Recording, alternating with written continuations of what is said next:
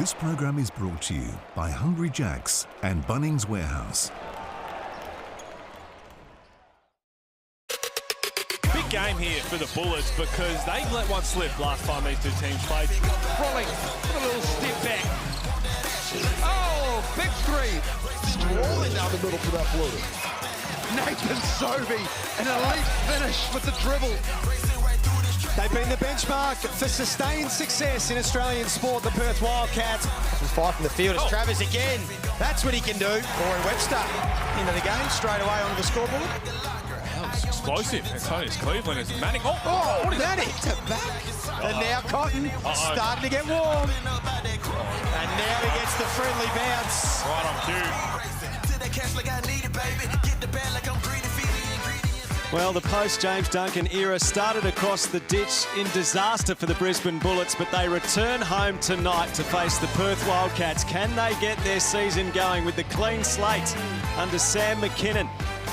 We'll wait and see. The Perth Wildcats looking to go 6 wins, 6 losses if they can claim victory tonight.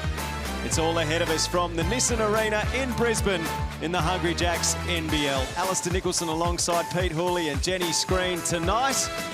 Interesting times for the Bullets, Pete, and we wonder where they go from here. Oh, you're right. Now, this is going to be a very interesting one because they got smacked around by the Breakers last weekend. But so far in NBL23, when teams have been beaten up that badly, they've produced the following game. There's teams and players are so eager to get on the floor. We'll see what happens tonight. They're coming up against the Wildcats, who are desperate for a win as well. Yeah, it's a good opportunity for the Wildcats. Obviously, a lot going on at the Bullets at the moment. They're missing Aaron Baines again as well, Jenny. So it's a great chance for the Wildcats to go 6-6. Well, definitely. You want to get to that 50% or hang around as much as you can to that 6th position and get yourself an opportunity to make the finals or the play-in kind of series. Great time for Brisbane to be without their bigs, obviously, with Perth not being the biggest team in terms of height in the NBL23, but both teams are desperate for a win, and hopefully it's going to be a great one tonight. Derek Rucker knows this environment very well. I suppose a bit of a different climate at the moment, given everything that's gone on. Derek, welcome to you. How are things in Brisbane? Things are pretty hectic up here. We thought DJ Mitchell was going to be unavailable, but he's a late-minute inclusion, so he'll be playing to assist Sam McKinnon tonight, and Sam will need that big time.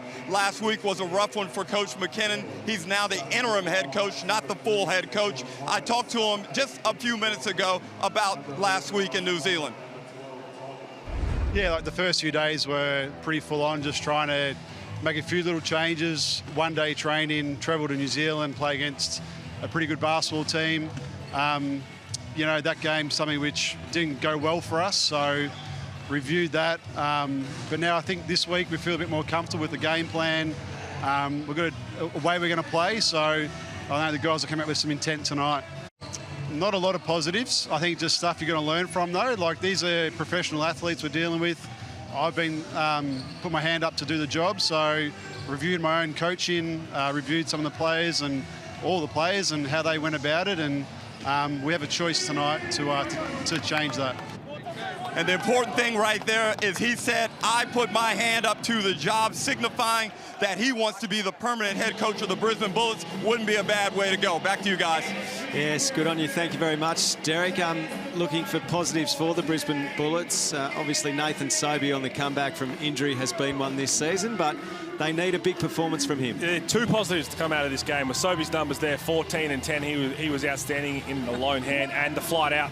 Get out of there. It was that bad. They said it was unacceptable.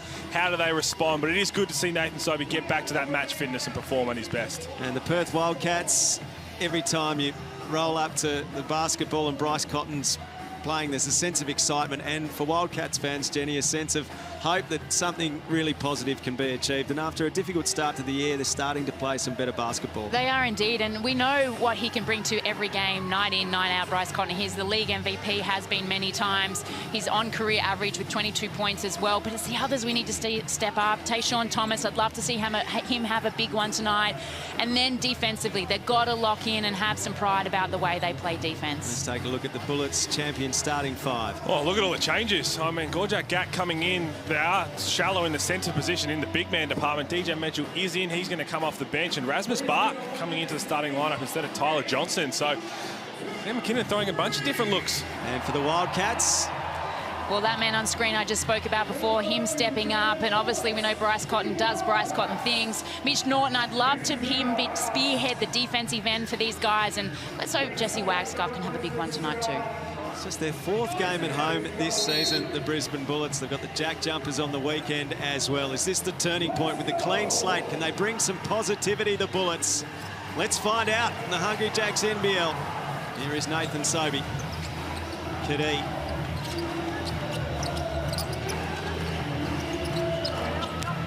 Krebs drives, kicks it out. Rasmus Bark. Gack. Bark again. That's great hustle there from Tayshaun Thomas. Cotton. Oh, he just mishandled. Puts up the floater, doesn't go. Tayshaun Thomas, though, with the opening points of the night. Thomas should have an absolute field day tonight. I mean, Gack's out there, the young fella. He is a big man, but with no Tyrell Harrison, no Aaron Baines, plenty of opportunity. And I tell you what, if Perth Wildcats were ever going to win a rebounding count, it would be tonight. It would have to be. They are still the only team in the competition who has not won a rebounding battle in NBL23. They've drawn twice and they've won both of those games. They're averaging just 33.7 a game. Tanner Krebs has an issue, so we'll get Derek to keep an eye on that. As Bark is in possession. Sobey. Bark again, kicks it out, no one home. Sobey able to clean things up at his bounce pass. Straight to Thomas.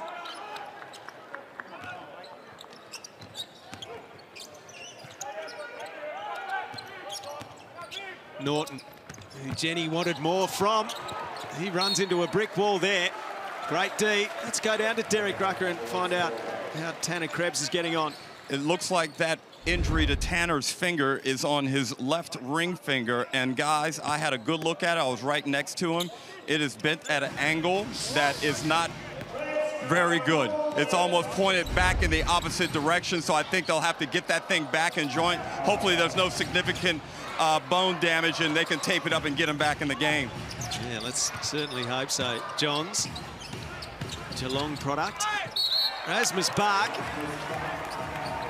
Well, if I'm Brisbane Bullets right now, I'm pretty happy with the ball movement. They've had some nice pick and roll action through the middle, and they're getting some second side options. Their penetration, they're looking good. We know last game, Pete, they had 40 foul shots, so we know penetration is big for them, but nice signs early, even though it hasn't meant points on the board yet. Well, it's an opportunity game. You look, Matthew Johns checking in. We've got Gack out there, Rasmus Bark, and this is what happens when you're down some key guys. And there has been that big change in the helm. The opportunity is going to be there. Who wants it? Who wants to take it? Because right now it looks like Sam McKinnon's going to give it. So the Bullets are on the board. And I will say, for Tanner Krebs, as someone who suffers from a permanently wrong-facing finger, get it in as quickly as possible. Because you end up looking like myself or Brian Gorges. You've seen Gorges' fingers? Yes. The Gorges' fingers are a compass. Norton. Thomas. Drives and draws the foul.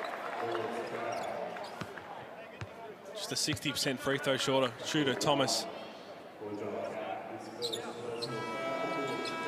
Here comes Tanner Krebs, which is great. And Thomas, he hasn't set the world on fire in terms of stats, but what he does, he fills it up in certain ways. He gets a lot of assists, gets on the boards a little bit, and then just hangs around offensively. I still think he needs to make himself more of a presence because they are missing that consistent contributor outside of Bryce.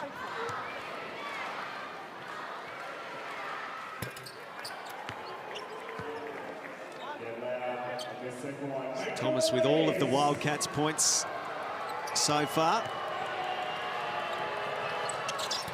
4 of them.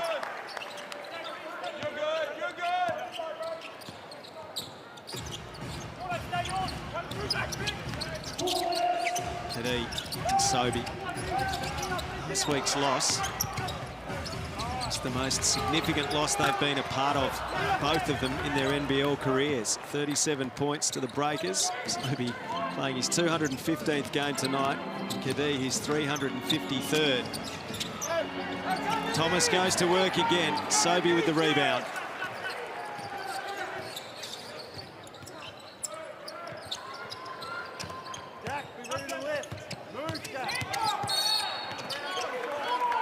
Foul call on Wagstaff.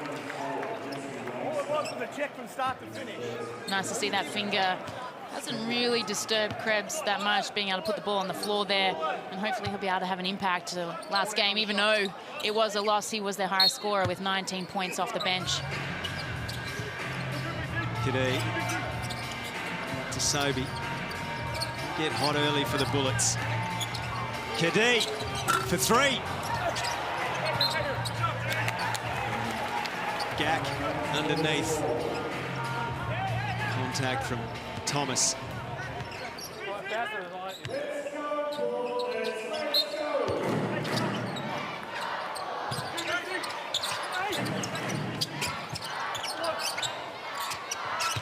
Krebs. Get everything back where it should be. Fade away. Oh, yes. No ill effects. Having 7 points on the year. Another one who's just been taking his opportunities when they come around. Had a really good off-season in the NBL1.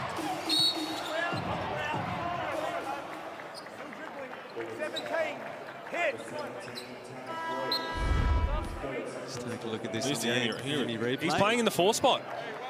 I thought with all these outs, we'd probably see Harry Froling start in the 5 or even alongside Gack. And then as DJ Mitchell, he was the late inclusion after some visa complications as reported by Olga Nulic. Cotton for his first points. Great defense. He's denied. Now Krebs again. Not this time. Gack with a second look, and it rolls in.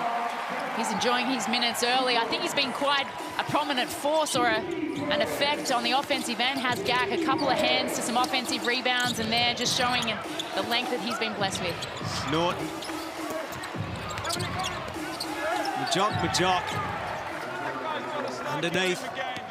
That's big from him because when he came in last week against the 36ers, he had 3 rebounds pretty quickly and then just didn't see the floor again. And that's a great pass from Kadee, and Nathan Sobey obliges knocking that one down.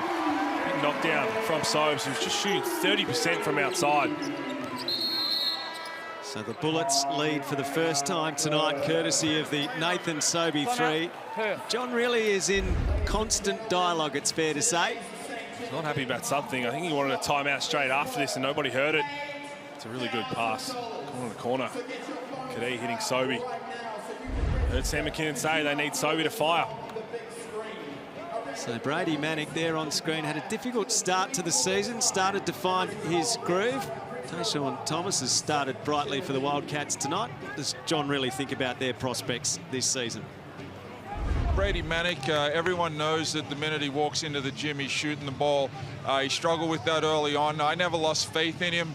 But, you know, every player goes through a little self-doubt. But he kept playing hard, practicing hard, and now we're seeing a consistent Brady Manick. Tayshaun Thomas has great feel and IQ. My conversations with him is just being aggressive to score the ball because the game does come easy and he's got great feel for the game. But in this league, you got to score the ball as well. Who's a better shooter, you or Brady Manick? Oh, come on, it's not even close. I like it, Derek. Good questioning. And I like Manick. I think he's a great player. We've got to remember that he's young. Like, this is his first time pro. I remember I was in the Labour ward. I'd just given birth to my daughter 8 months ago. I was watching March Madness, and he was playing the finals, and he was phenomenal, but he's still a kid. And I feel like the pressure we put on these guys sometimes, and I know he's an import, he comes out with that expectation, but it's going to take him a while, and it's nice to see him finding his feet and averaging just over 11 points now. Norton. Patient. Cotton. Norton now goes to work. And Gack with another block. And Gack was just seeing limited minutes of him this season, but in the preseason, he was excellent. There's another good pass. Another block from Majuk. Turn serve at the other end. Blanchfield to Norton. Manick. That's wasted no time. He was a little inaccurate in the previous match against the 36ers, 1 of 6 from beyond the arc, but his three-point shooting has been a feature. He's been on song this season. Kadee shows him how it's done. That's what Jason Kadee's going to do. If you're Majuk and you've got the mismatch, you've got to crawl in, you've got to back the help behind you. Because Jason Kadee, Let him set his feet or walk into a three and feel comfortable. That thing is going down. Cotton for three. Speaking of which, there we go. Bit of flow in the game now. He's just ever Mr. Reliable. You need a bucket. Cotton's on call all the time. But for me, Perth Wildcats right now, the chemistry on the offensive end is really just missing. But someone that doesn't miss much is Jason Kadee, the 352 gamer veteran. And like that, you used to do that, Hulls, didn't you? Knock it down from deep. Oh, in college days. That's about it. Derek Rucker, what are you seeing courtside? Well, I agree with what you're saying, Jenny. The chemistry does seem a bit strained for the Wildcats, but John Rillie was really focused on defense and the rebounding of the basketball. He feels that's where, you know, the Bullets are really taking advantage of the Wildcats, and I won't even mention how he described the Bullets as a team. It is beyond R-rated. But right now, the Bullets look pretty good with this smaller lineup out there. They look free offensively, and I like the energy. Oh, right. Well, it's a bit of a post-midnight chat you might have heard. Once we tick over 9:30 in the eastern states, far away, Derek, but we might need to put up some sort of... Harry Froling just checked into the game, and he's going to check out straight away after copping one to the face. Not with the fresh shave. Discomfort. What about our coaches tonight? 940 NBL games between Sam McKinnon and John Rillie. There's the incident there. I just copped a little stray from Majuk. But more than that, we got the 1994 Rookie of the Year, Sam McKinnon, against the 1995 Rookie of the Year, John Rillie. They both made their debut for Brisbane back in their heyday, when the glory days of Brisbane. I actually grew up watching John Rillie in Toowoomba, being from Toowoomba myself, and growing up there. I used to be a mountaineer when he was a mountaineer in his junior days when I was 14, and I think he was probably around 19, 20. And we used to make the trek up to Townsville on the bus, both the men's and women's team, and I remember watching him and playing his trade back then, and he could shoot the ball. A bucket getter. We have a little break here to wipe up Harry Froling's blood. Hang on a minute. You used to get a bus from Toowoomba to Townsville. Yep. How long all did that take the way you? up. This was back in the days, the ABA it was called. They still do plenty of long bus trips around in the NBL1. Rocky, Mackay, all of them. What is that, 10 or 12 hours or something? But they're the best trips. They're the fun trips that, well... On the way back. Yeah. Well, you hope that you're winning and you're not losing by 37 like Brisbane did to New Zealand. But, you know, they're the memories that you remember, not the games. That's such a key part of any team, isn't it? The connection between those within it, the shared experiences. You know what a bit of tomfoolery. You know what I just picked up? So Harry Froling played about 30 seconds or 20 seconds before copping that hit to the nose. When he sat down, Peter Crawford was showing him something either on the whiteboard or on a notepad. There's nothing he could have possibly done wrong in 20 seconds to have a little chat over with the assistant coaches as, oh, what's this little contraption? Wow. Well, and it's not a COVID test. It's a bit strange. No, that had that sort of feel about it. Antihistamine spray, perhaps. Not sure about that. Something that's going to stop the bleeding, I'd imagine. Ready, guys? Ready? Here we go. Well, he sorts himself out. Perth will have possession. Majok out to Manick. This time. Well, he has found his stroke. That's all he has to do. Because he's a knockdown shooter. He's Gack. So we've had Tanner Krebs, we've had Harry Froling, and now Gack is going to sub himself out. You can run on this play.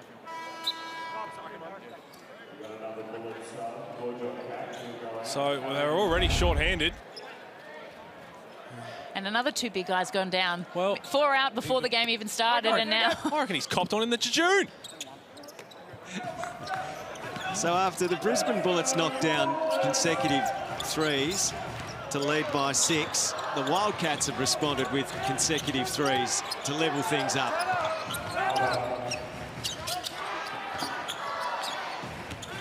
Krebs drives towards the baseline, and it's a nice finish. Really aggressive, just getting downhill. That's what you like to see from Tanner Krebs. And he's going to have a bit of a mismatch when he's playing that power forward spot. Brady Manick, we know it's not his strongest point to be out there guarding on the perimeter. Travers. Manick feeds Majok, and with the left-hand finish, he comes up with another 2 to level things again.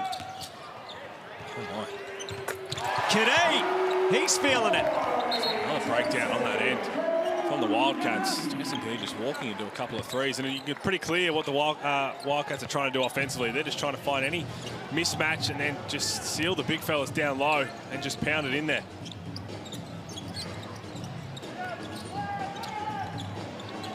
Webster gets an open look, fires away, it doesn't go, and Sobey quickly in transition all the way. Just lack the finishing touches. Cotton pulls up, takes the shot, hits the deck. It's 2 fouls on Jason Kennedy, he doesn't like it.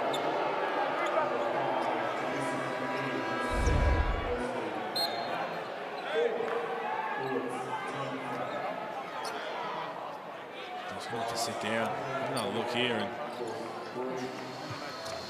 we so often talk about Bryce Cotton getting fouled on the 3. But that's the way he shoots the ball. He's been in the league long enough to know, especially when he comes off certain handoffs with his momentum. Now, he's never missed a free throw. I saw this in the pre-game notes. He has never missed a free throw in this arena, but I wasn't going to bring it up. 17 of 17, more broadly in all Brisbane venues, 32 of 32. Add 1. You can't. It's anyone you probably can't curse. Probably this man right here. And Perth are very good from the stripe across this season. You know, number 1 in the league, 83.4%. Even though Tayshaun Thomas rather shoots it around 60%. Still a great clip for an NBL team. He's seeing that ring well. 20-20. 20 of 20 from the free throw line at Nissan Arena for Bryce Cotton. Nathan Sobey got a behaviour warning and all of that as well, we're told. Here he is. Travers the rebound. Is he just... Oh, good steal. Round the back pass, Krebs. Sobey, Krebs. Superb. Looks like he might have jarred a finger as well. Luke Travers. Tanner Krebs, he started excellent in this one. And this is where you're about to mention with Luke Travers. First 6 games, he was averaging 12, 6 and 4, and he looked superb coming off the pine and just trying to find where his role was on this team. And since the team's been struggling, it's no surprise that he has. His last 5, just averaging 5 points, 4 rebounds and 2 assists. And you can see the confidence is down a little with Tyler Johnson. That's just too easy. And John Riley's not going to be happy at quarter time because everything they've got is either a wide open 3 or simply turning the corner and getting layups. And it's points in the paints, right? Whether it be by pass penetration or dribble penetration. We know that they gave up 60 points in the paint against Adelaide, as we see a nice drive there from Corey Webster. But it's like D-Ruck said, and John Riley has already harped on in the timeout, it's a defensive end. It's too easy, whether it be in transition or just being able to guard the person in front of you one-on-one. Right now, it's not really good enough for the level of this league.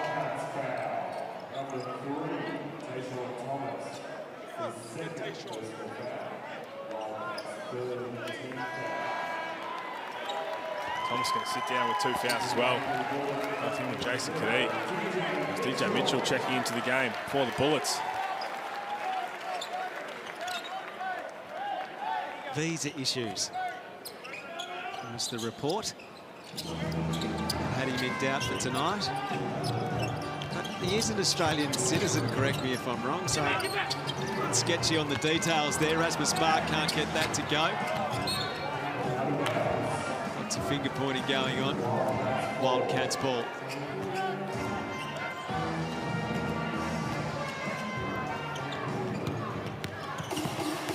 Webster, guarded by Bark. Started for the Bullets tonight. Here's Webster. Kept alive for Bryce. That is nice. That is great. That's a really good effort from Michael Harris because they've been struggling on the glass. Young fella development player has been outstanding in the NBL1, just getting an opportunity here. And he just fell asleep on that one. They should have had a steal. They kept that alive and Bryce knocked it down. Should be no problem for Tyler Johnson, but he'll go to the line. Do you hope he gets an offensive rebound and an assist for that one? He will. Yeah? Well, he should. I hope so. Have a look on the stats here. He doesn't look like... Well, We may have not updated yet because he's got neither.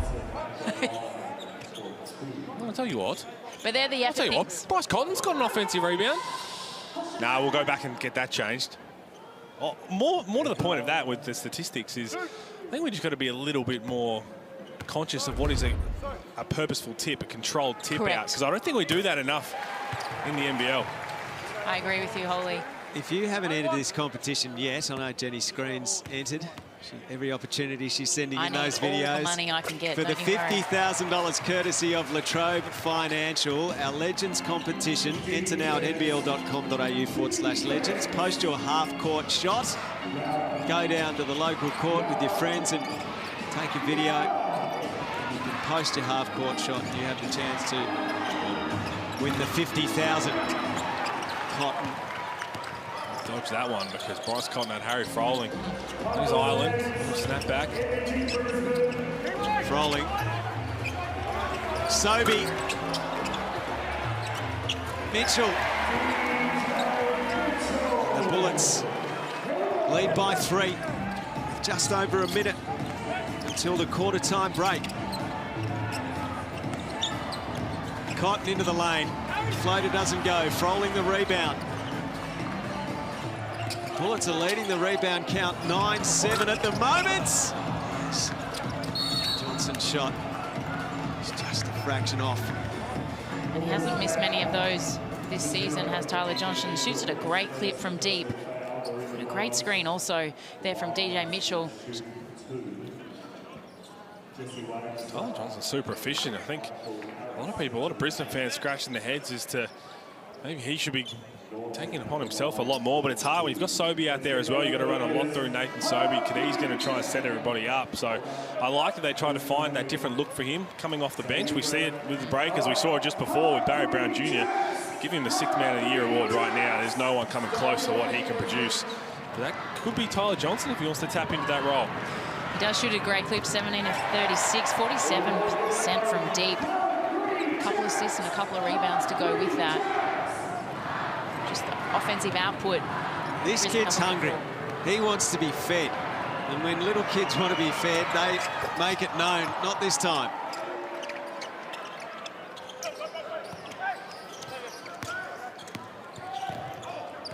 Two points the margin.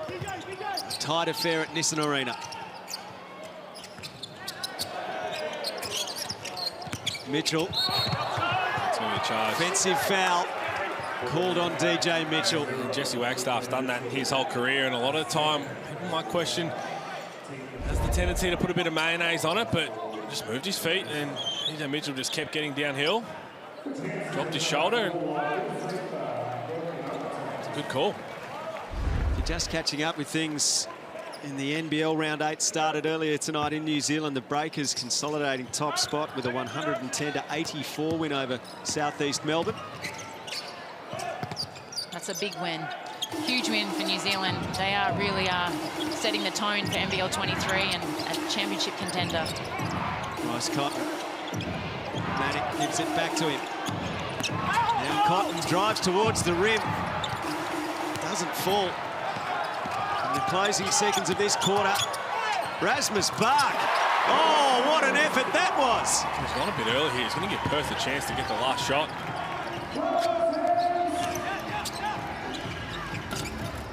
That's what happens. That goes. I don't want this season to end. I said round 8, we're into round 9. 27-25, the Bullets lead the Wildcats at quarter time. Thursday night hoops from Nissan Arena in the Hungry Jacks NBL.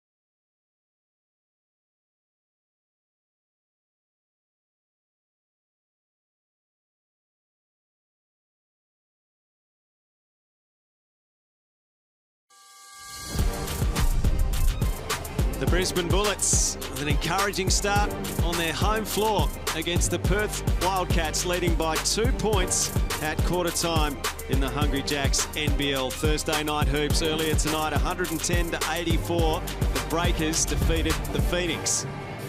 So a tight one here. The Bullets did lead by as much as 6 in that first quarter as we get the second quarter underway. Mr. Nicholson alongside Jenny Screen and Peter Hawley. It's Majok. Can't find the opening points of this quarter. Kept alive by Norton. That's a half-court violation, backcourt violation. It's a good set. Really good set drawn up at quarter time, but I'm sure John Rillie will be upset down the other end. You got 27 points to a Bullets team. Struggled at times to score the ball. Just too many. The Wildcats have led at quarter time only 3 times this entire season, so the Bullets in front at quarter time tonight. Continues that lean run for Perth, getting away to the starts that they want this season. Back-to-back turnovers to start this second quarter.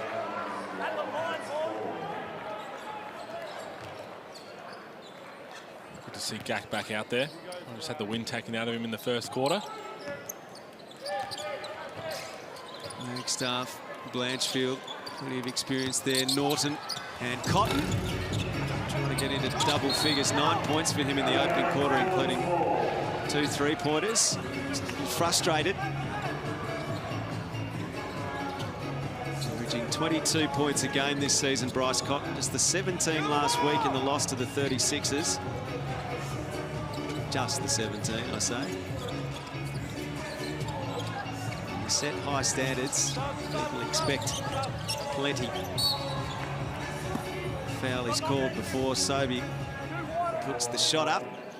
Well, probably speak for all of us here. Well, let's just go back, start 10 minutes on the clock again this second quarter, and let's start from scratch. Because I don't know what that offensive possession was. In the end, a foul's called for a moving screen after the ball got stuck.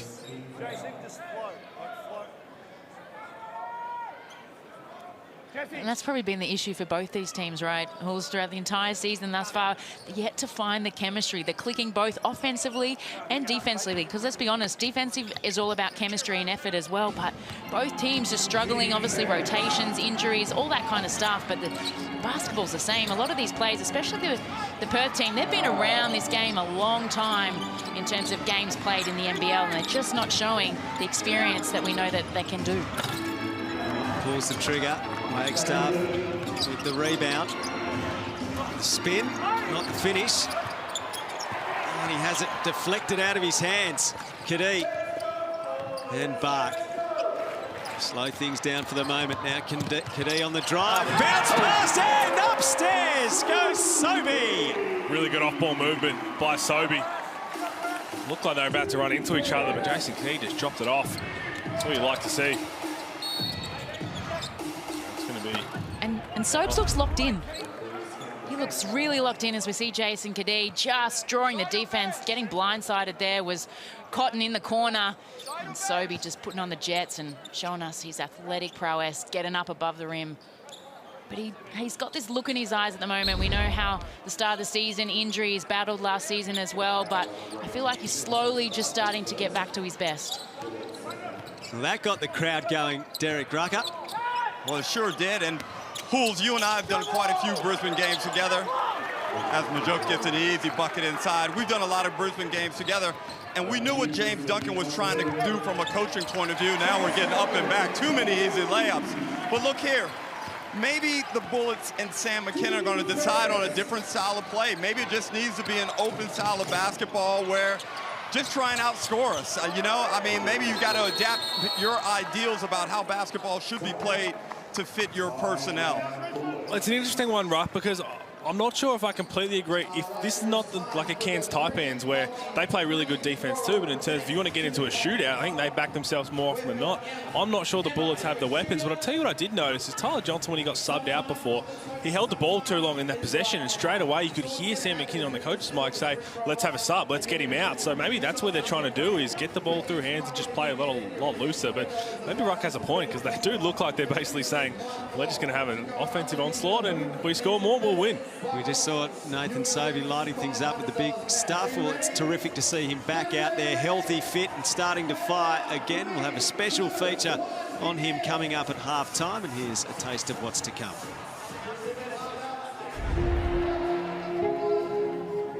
Yeah, the frustration from the team was definitely there last year, but our whole mindset is that was last year, and we're sort of over that, and we're moving forward in a different direction. We've got a lot of guys that we can rotate through, and just knowing that on a night it can be anyone's night, and just being willing to accept that game in, game out. So a Sobey special coming up during the half-time break, but we still have 7 minutes and 44 remaining in this second quarter, and what is it? A really interesting match and an important one for both these teams. Perth Wildcats 5 wins, 6 losses for the season. The Brisbane Bullets have been struggling, only 3 wins this season, the 7 losses for them. And this is part of a couple of matches at home, their home floor against the Jack Jumpers as well on Saturday. So if they could find consecutive wins, all of a sudden they have 5 wins and things are looking a little rosier. Plenty of work still to be done, though, tonight. Foul called on Sobey there. It's frustrating. You try and draw up a play and a little overzealous, still moving.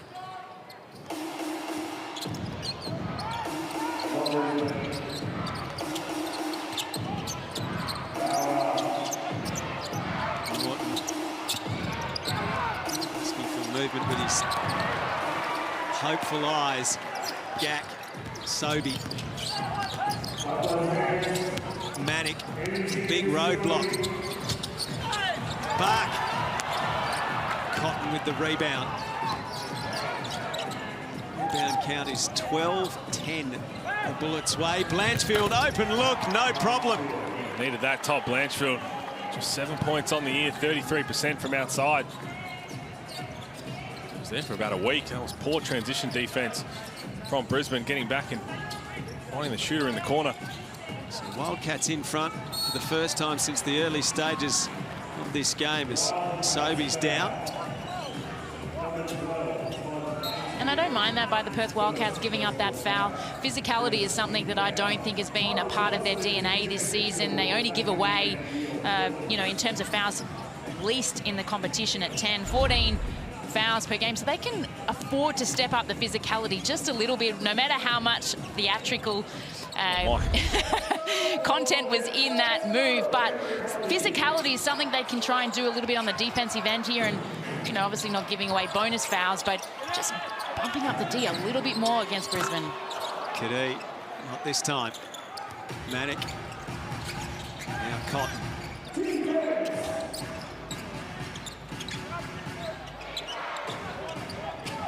Mitchell keeps a close eye on Bryce Cotton, who kicks it out, and Norton sets his feet. He's long with his three-point attempt. Manic keeps it alive. Thomas. Cotton again. It's the screen. His shot long. And Gack, another rebound for the Brisbane Bullets. 4 rebounds on the night.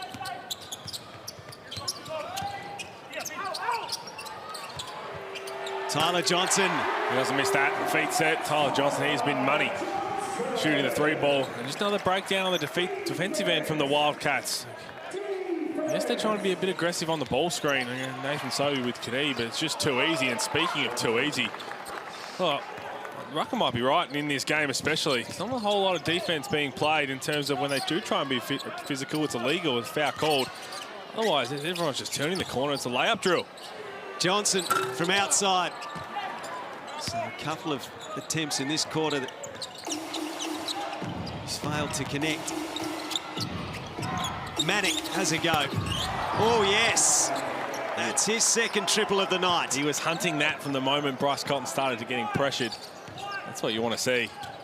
He can light it up quickly. Sobey, great feed from Krebs. And he can't get that to drop either. So the Wildcats a chance to build on their lead through Cotton. Krebs. Mitchell, easy layup. I'm going to get credit for it there, but Gack was tremendous at basically just shepherding So Sean Thomas out of the way to allow that to be an easy layup. Poor transition defense. Not enough people running back. Brady Manick tries to stay hot. He's hot. Here we go. He's up to 9 points. All of them from outside. And the margin is 4 to the Wildcats. I reckon is their biggest lead of the game. Kicked out to Kadee. Open look. Oh, they're just misfiring a fraction at the moment, the Bullets. There's Brady Manick and DJ Mitchell. I mean, let's be honest, there's one scout on Brady Manick because he's got the ball anywhere around the three-point line. You have to have a hand up. You see DJ Mitchell just falling asleep. You got a shooter with a quick release. You've got to at least respect it with a hand up. And he's going to sit down. Sam McKinnon's seen enough.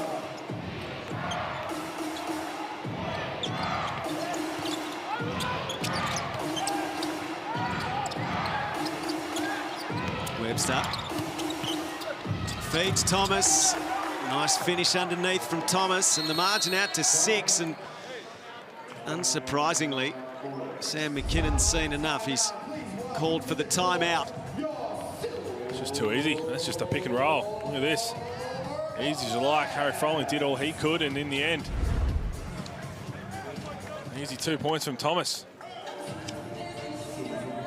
Well, coming up from the 8th of December to the 21st, NBL23 Indigenous round. It launched this week with some spectacular singlets that are available to you. Brisbane's artwork here, designed by Wiradjuri woman Narelle Urquhart, depicts the eternal connection to the land and water and the sky Queenslanders have held for thousands of years. It's got the rivers, mountains, recognises the significance of the echidna to the region. Torres Strait Islanders acknowledged through their ghost art of the fish and turtle. And the Wildcats, they're going to adopt the name Chudich, being the Noongar term for the Western Quoll. The artwork on their uniform, created by Geraldton artist Bo Simpson.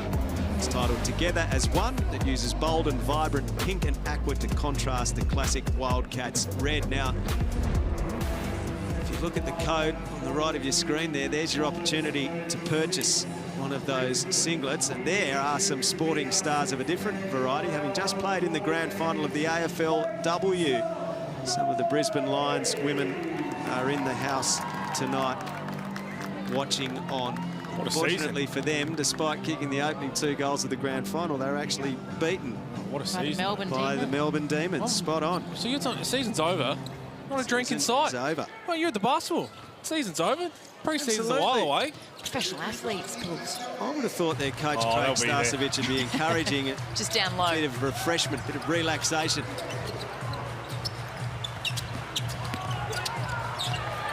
That's Krebs. Talia Hickey.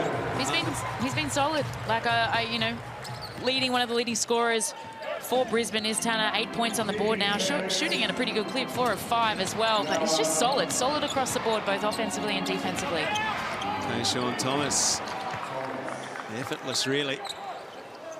Well, it is. Just down low. Again, anyone who wants to get down low, either it's a layup or throw it to a big. Yes, we know they are shallow in that department, the Bullets. It's just too easy.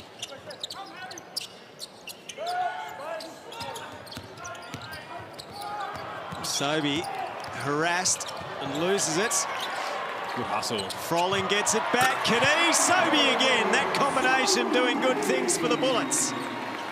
Well, sometimes better to be lucky than good, the turnover, but in the end he gets a dunk from it. Good hustle originally from Michael Harris. Travis sets his feet. Rattles out. Harris gives them another opportunity.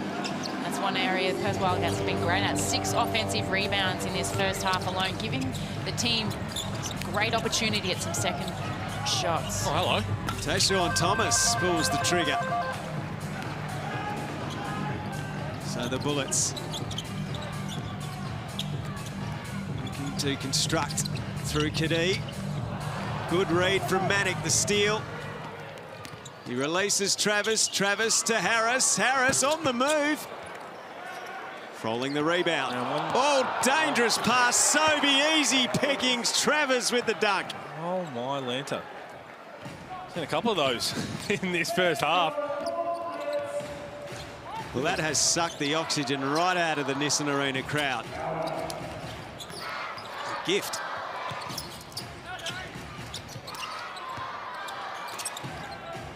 Sobey trying to make amends. That's a good start. Well, he's done that twice. Had the turnover, the possession before, got a dunk, and then again and ends up with a 3-ball. Nathan Sobey's into double figures. Sean Thomas draws the foul. So there's the bad. Oh, there's a bit of Nathan Lyon about that, a bit of off-spin. And here, the good from Nathan Sobey. 10 points, 3 rebounds, 2 assists for Sobey tonight. He's been heavily involved. And Tayshaun just being smart there, just taking the less agile Froling off the dribble and attacking hard to the rim. 9 points on the board for Thomas thus far in this game, and been one of the main reasons they find themselves with a 4-point lead.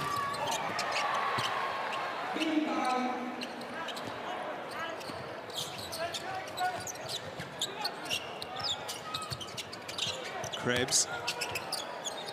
Tyler Johnson pulls up, shoots. So he's had a few goes in this second quarter, Tyler Johnson. He's 1 of 4 from outside tonight. Cotton, too much on the pass. Just a 5th turnover for the Wildcats. They lead the competition in least amount of turnovers per game at just 10, whereas the Bullets on the opposite end turn it over the most, just over 16 a game. They've got 8 tonight, so they're on track for their average.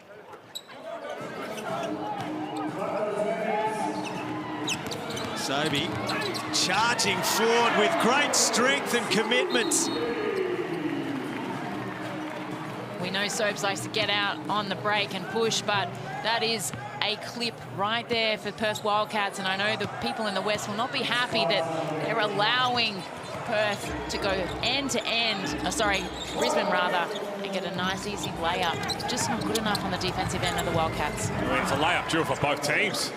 In this first half, Luke Travis didn't change direction. Yeah, he finished over a bigger defender. Right now, anyone who wants to turn the corner and just get downhill is going to have a layup. Bucket for bucket at the moment. Krebs into the paint. Foul called, he'll go to the line. Foul called on Majuk, and he was as shocked as Tanner Krebs was. And those are the ones that now I don't like when players call for challenges, but when you've got the guy you supposedly fouled making a face as though he's surprised, that's probably one that I'd have a look at if challenging, but right, looks like you're right there. He got him on the wrist. So I'm not sure why Tanner Krebs is that shocked. So with Hungry Jack's NBL Whopper, you can get your way to LA. Grab any large burger meal at Hungry Jack's and enter your receipt code to win 4 tickets, flight, spending money and accommodation to a basketball game in the US. A trip for 4. That sounds awesome. Make sure you enter. Let's go, bro. Hey, only one.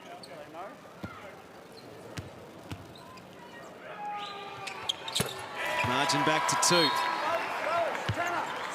Tick under 12 seconds on the clock. Perth had an opportunity just to kind of break this into double figures in the second quarter. And just didn't lock in on the defensive end enough. Perth go into halftime with the lead, just how big. Cotton. 2 seconds left. Enough time for Bryce to go to work and do what Bryce does. And that is halftime, and the lead is 5 points to the Perth Wildcats.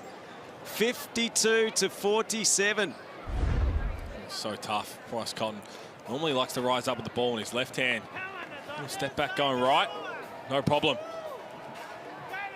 Bryce Cotton exerting his influence. He knew exactly how much time was left, got himself into position and came up with the points. Let's go to Derek Rucker, who is with Bryce Cotton. Bryce, I was about to say slow first half and you were struggling, but then you hit the big dagger to close out the first half. Yeah, man, I mean, we did a pretty bad job letting them get some open looks, let them find the rhythm. But overall, if we can clean that up, I think we'll be all right. But we just got to continue to stay aggressive on both ends of the floor. John Rillie was very unhappy in the first time out, gave you guys a real spray about defensive rebounding and finishing the possession. Do you think that had a good impact on you guys? Yeah, rightfully so. I mean, if you keep hearing the same thing over and over, eventually as a team you want to respond and do something about it. And how are you feeling physically? You're looking quick again, no minor injuries, you're looking good. Oh yeah, it's just another year, man, same me. All right, Bryce, have a good half. We'll see you in the second half, brother. We are used to seeing this from Bryce Cotton, and it's a beautiful thing. Also a beautiful thing, Nathan Sobey, seeing him back playing great basketball again, injury-free. Let's take a look a little further into the man that is Nathan Sobey. They're gonna know my name. Now Sobey with 4 on the shot clock. You reckon? I love basketball and I did it 24/7. It was everything. He is one of the top 5 Australian players in the competition when he is healthy.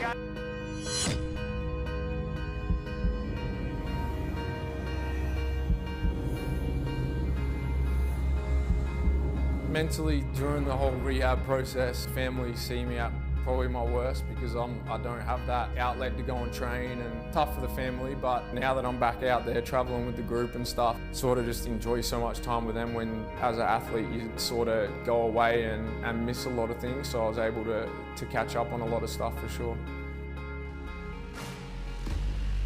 When you do have the kids and stuff, it is that outlet that is just so much better, and it gave me a better balance in life between basketball and what actually matters, and the family is everything. Look out! Stop it. Oh. No way! He is on an absolute heater. Sobey again, it's a one-man show. Sobey's gone for 30.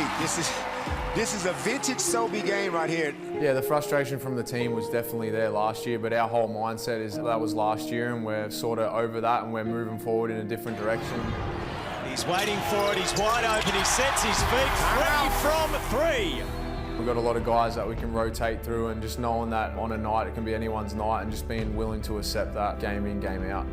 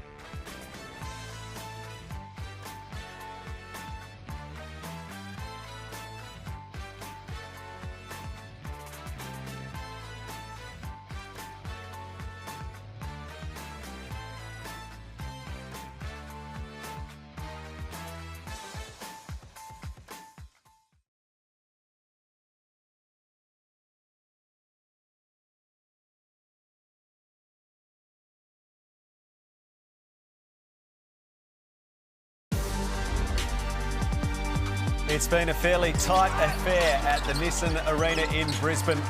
Perth Wildcats, though, courtesy of late shot, perfectly constructed and timed by Bryce Cotton, leading by 5 points at the half-time break. The Bullets have led by as many as 6. A few turnovers again.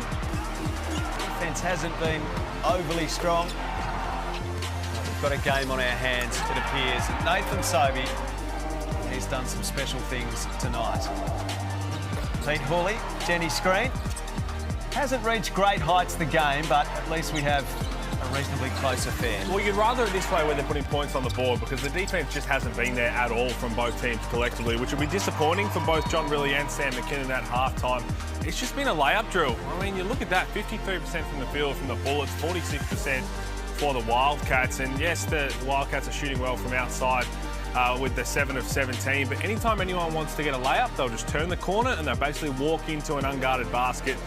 So you take out Bryce Cotton's 3 threes, Nathan Sobey and Krebs hit a couple each. It has just been layup after layup. Which team, as you said it before the game, which team wants to come out and play defence is going to go towards winning it? So far, no one has. It's just an offensive onslaught.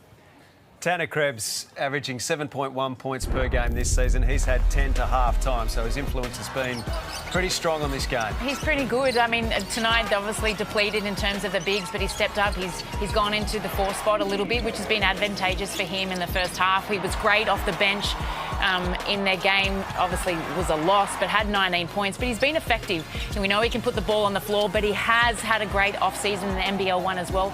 And he does have the ability to shoot it from deep as well, 41% in the off-season. So look for him to have a good one in this second half as well. And Brady Maddock's been feeling it from outside the arc. Last week, 1 of 6 from outside the arc, but he's nailed 3 3-pointers from 4 attempts tonight. And he just complements Bryce Cotton. We know Cotton's going to come up with around 22 points on average a game this season, but when he gets support from Maddock, the Wildcats look a real threat. Yeah, they do, and look, he found his shooting form in Adelaide a few weeks ago, and it started to turn down what was a tough start. And not surprisingly, not tough starter. As Jen mentioned, he is a rookie pro, so to come into it is always going to take some growing. And I think what really hurt him is the fact they didn't have, outside of Bryce Cotton, anybody else to go along. It had to be the young fella, and he's starting to find his feet now. If you have not entered the Latrobe Financial Legends competition yet, I do not know what you're doing. With $50,000 up for grabs, it's fun enough to go outside and attempt a half-court shot. Go down to your local stadium or to a court nearby. Get your friends to film you making a half-court shot. Enter at nbl.com.au/legends for your chance to win the 50K. Plenty of entries coming in. They're fantastic. We want to see yours. Second half action coming up on the other side.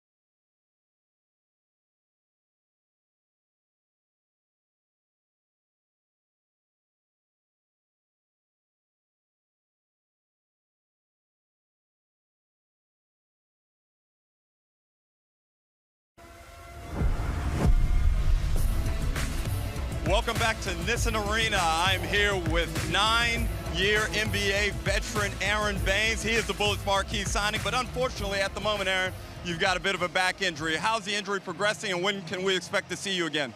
Yeah, not too sure exactly. You know, if it was up to me, I wouldn't be taking any time off. But unfortunately, the body's got something else for me right now. So just doing what I can to get back as soon as I can. And you know, as soon as the physios give me the all clear, I'm out there. So just trying to convince them each and every day that I'm good. But we'll see.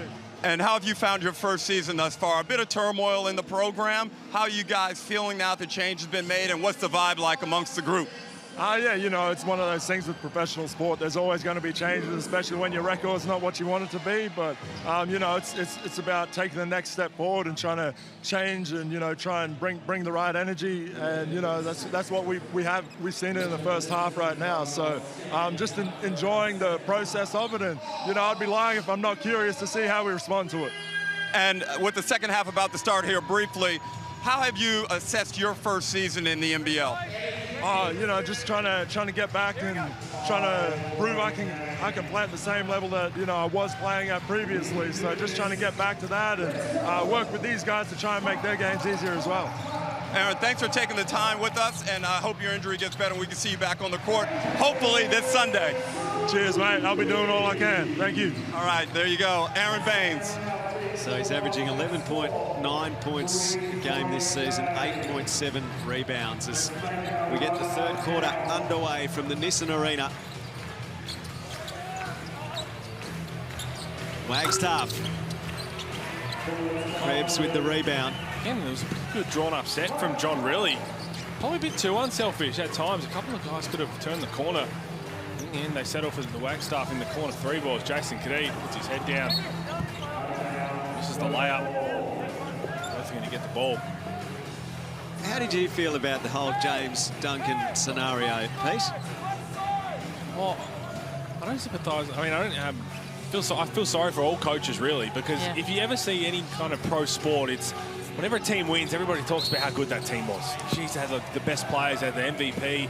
Whenever a team struggles, it's always the coach's fault. I know that comes with the territory, and I think there's obviously, you got to put something down to James Duncan, but I think the timing of it was strange, obviously. They started on 5, then they went on a couple of games winning streak. I know they only played the Illawarra Hawks. I think he's a terrific coach. We know he's a terrific person. So I do feel for him, and I'm sure he'll land on his feet somewhere within the NBL. We've seen it happen in other games. We look at other seasons happen with Mike Kelly, and now he's on courtside with John Rillie. Cotton with the steal and the basket at his mercy. Goaltending is the call. Derek, how did you feel about the whole scenario and the way it played out? As Houle said, like, we don't want to speak poorly of James Duncan, but sometimes the fit just isn't right. And that can be from a player point of view or a coach's point of view, and it's obvious that was the case here. The inability, I think, to get buy-in from the whole group was something that really hurt the team's success, and I'm not sure how you address that. You can't force buy-in from your players. It just has to happen organically, Houles and Screeney, if you know what I mean. Yeah, I agree with you wholeheartedly there. I just don't know. I feel for Duncan a little bit. You know, obviously injuries and all that. And I look at the teams at the top. I look at Cairns, I look at Sydney, and I look at New Zealand. They've recruited really well. And I think a lot has to fall back on the clubs and obviously the coaching staff of who they're recruiting. More time, more energy needs to be put into that. And they're up the top for a reason. And that's because of the players they've recruited, and they're fitting and they're buying into the roles that they need them to play in order for their teams to be successful. Brisbane and Perth, obviously, they've recruited differently. They've wanted a different game style. It just hasn't worked out their way. And like Bainesy said, sometimes you just got to roll the dice, and this is professional sport. And unfortunately, Duncan has been on the chopping board. And then how real is the challenge that Sam McKinnon faces moving from the administrative position into the head coaching role without having ever prepared himself to do it? You had a head coach in place. He was in the role of general manager and now finds himself as head coach of the team. Well, we're going to find out, because he might potentially have his first coaching challenge at home on this one, and I hope it's not, because I tell you what, it looked like Thomas was there for a long time. A very long time. I've got a reason to think that he was going to have a coach's challenge, and then decided he might have seen the replay, looking up and said, oh, I might take that one back. I did not call timeout. Well, there you go. You hear John Rillie. That's plain and simple.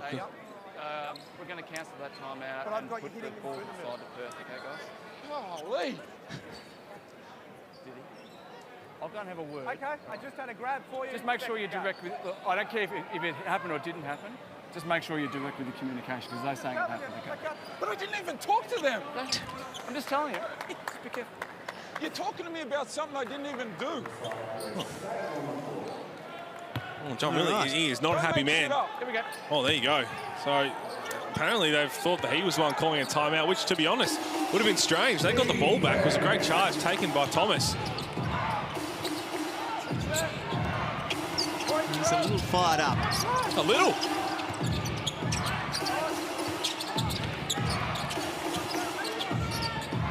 Norton. And again, that stagnant offense. They're trying to get the ball to Bryce Cotton. You can see what they're trying to do, get all these screens. But what happened was you had 2 opportunities to turn the corner. Other guys who are coming off those cuts to try and get to that next screen. And you become too focused on trying to get to the end of the play. You missed what could happen during it. And there's a delay of game warning. That is a very brave man, Vaughan Maybury, going over to relay that information. Yes, I understand, but there's been like 3 of those. I'm just delivering a message. Delivering a lot of messages. More Maybury. I'm just quite content to sit back and listen to proceedings at the moment, because there's a bit of entertainment in all of that. Sobey. Gack lost the handle. Krebs, Sobey. Rasmus Bark from the elbow. There we go. Another broken play. Benefits for the Bullets. I would say John Rillie is about 45 seconds away from getting a technical. He's not happy. I think he was saying there was a couple of moving screens.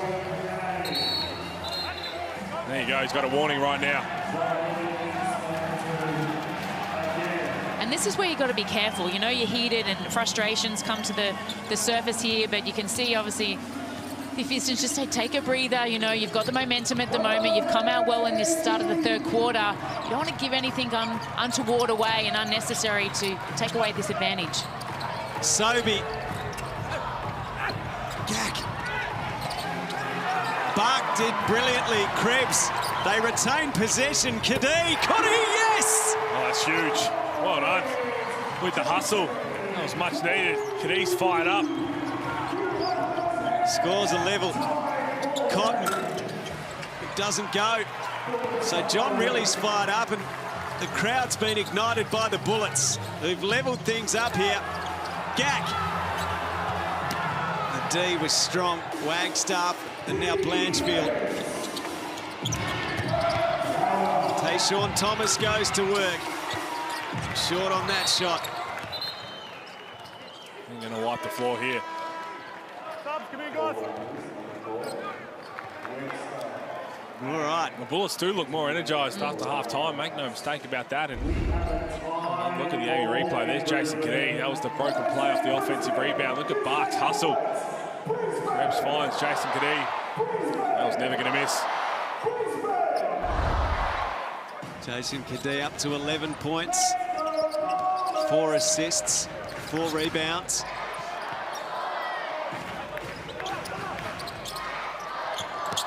There he is, feeding Gack. Gack can't find the finish. Maddock, later Webster. Brady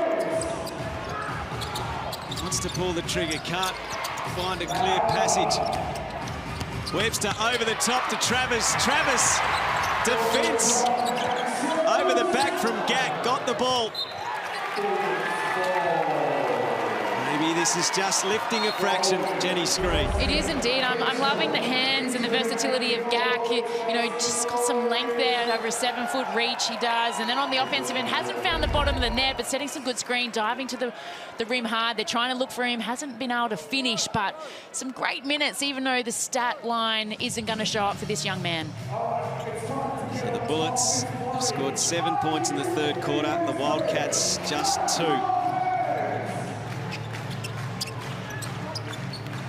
Froling.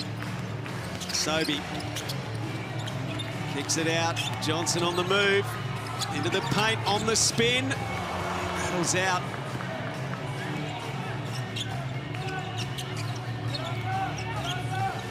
Travis Manick likes the look of this. Oh, boy. He nails another three. Just hunts this shot, doesn't he? And he doesn't do a whole lot of movement for it, but just has his feet set, his hands in the position just to catch and shoot. EJ Mitchell was just half a second slow. That wasn't as bad as the efforts in the first half as Tyler Johnson. Back to that layup drill. He's up to 9 points now.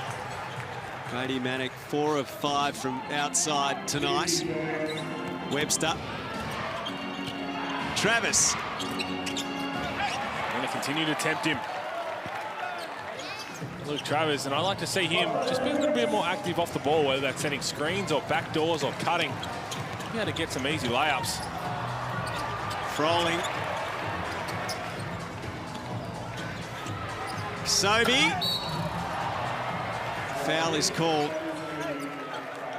Froling helped up by Mitchell.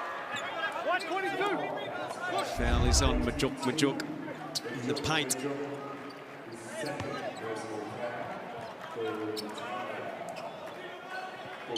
It's all a bit messy.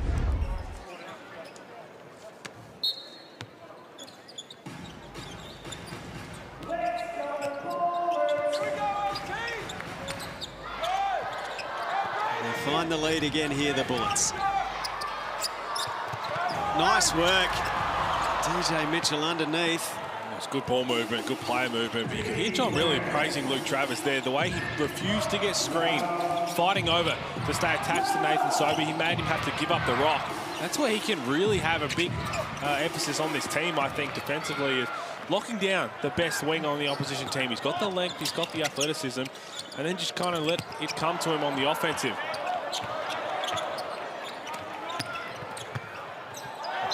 I agree with you there, Hulls, especially when Travers isn't being able to contribute on the offensive end, as we've seen he did in NBL23. But if you can just find a way and do the 1%ers on the defensive end and just then get your confidence up, and then things become a lot easier rather than just focusing on the offensive end. Yeah, it'll start to flow, and you can get those rebounds and push. I think a lot of the time in that offensive end, he just hurts himself when he sits in the corner. He's not a shooter. So what can you do when you find yourself in that part of the offense to really make yourself have an impact on the plays? Harry Froling tees one up in the car park. Cotton. 14 points for Bryce Cotton. Park the rebound. Johnson had a momentary thought, then put up the floater and put the Bullets in front. You see him pointing to Harry Froling right now, because Harry Froling, again, did that little shepherd to allow Tyler Johnson to get that layup where he just turns and screens his own man so that he can have his offensive player turn the corner and then get up another layup. There's been a bit of that this game.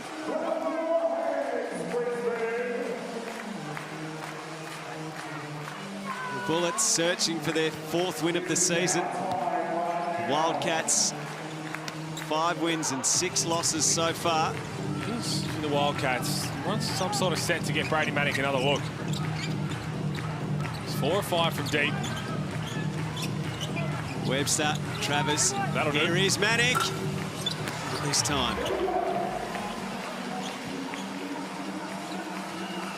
As for the Wildcats, there's a chance to go to 50%. The likes of the Jack Jumpers as the 3 goes down from the impressive Krebs. It's been great, 13 points, but just slow rotations from the Wildcats.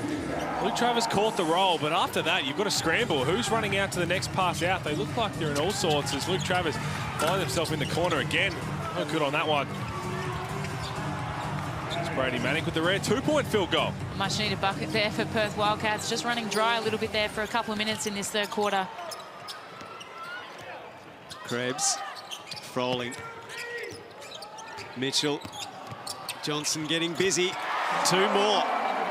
He's been great down this last stretch of the 3rd quarter, coming off some dribble handoff action, pick and roll, really crafty, loves to go left, the left-handed guard, and making it work for Brisbane right now. So the Bullets are really coming at the Wildcats. Johnson. Just looking at his percentage from outside the arc, 20%, 1 of 5.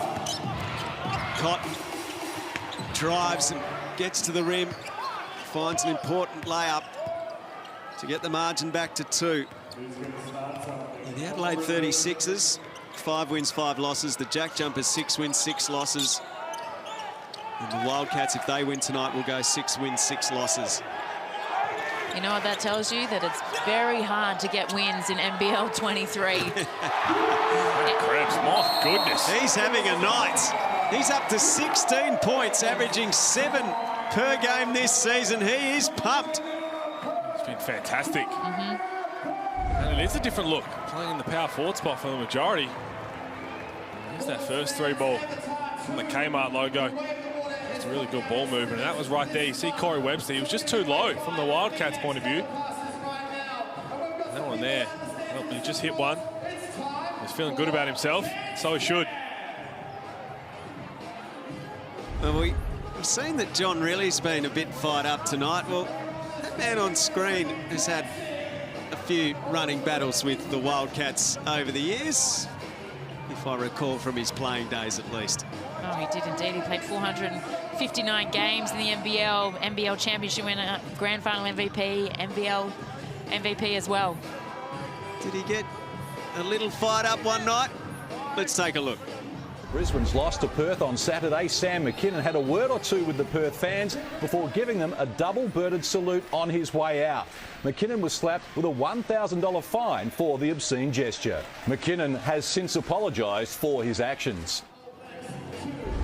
I thought that was last week in New Zealand. His team is up tonight. His fingers are down for the moment. Sam McKinnon. He's just calmed himself. Slamming Sam. He could throw him down in his career. Boy, oh boy, highlight reel. I tell you what, this is when I think about how America and the NBA missed out on a massive generation of Australian players. We're seeing it all unfold now, but he's the type of player I think about where they missed that opportunity. The pipeline is obviously fantastic right now. 2007 championship winning captain at the Bullets, MVP in the NBL that year as well. Magnificent player. Webster draws the Wildcats back within 3. His 4th point of the night, Corey Webster, averaging just under 10 points a game so far this season.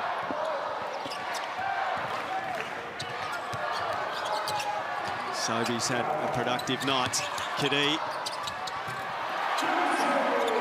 And again, it's that simple ball movement around the 3-point line and penetration, where it be first side or second side, and sloppy closeouts from Perth.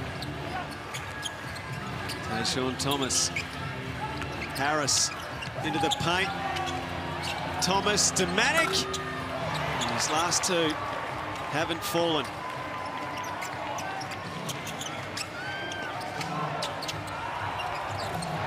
Beautiful stuff. Krebs. It is nothing complicated on that end. Just a little pick and roll, and that entire defensive side breaks down from Perth.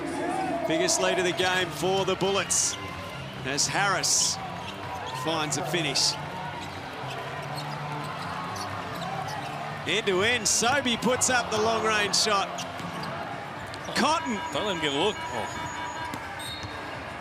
And that is 3/4 time in the Hungry Jacks NBL. The Bullets making a little statement in that 3rd quarter. They lead at 70-65.